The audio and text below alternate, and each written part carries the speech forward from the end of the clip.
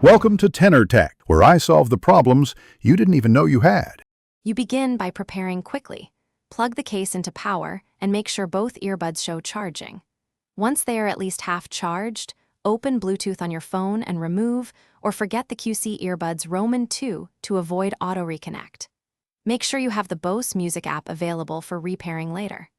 Start the reset routine immediately after forgetting the device so the earbuds won't try to reconnect. This sequence clears active links and prevents pairing conflicts. Now perform the factory reset. Remove both earbuds from the case and power them off with a short hold on each touch surface.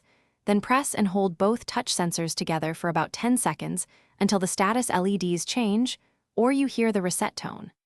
Once the lights indicate reset, place both earbuds back into the case and close the lid. Leave them for at least 30 seconds so the firmware and settings clear and the earbuds complete their internal restart cycle. Finally, repair and verify operation. Open the case with earbuds inside to trigger pairing mode and follow prompts in the Bose Music app to reconnect. You'll confirm noise control and voice prompts work. If pairing fails, reboot your phone and toggle Bluetooth before retrying, because cached profiles often block fresh connections.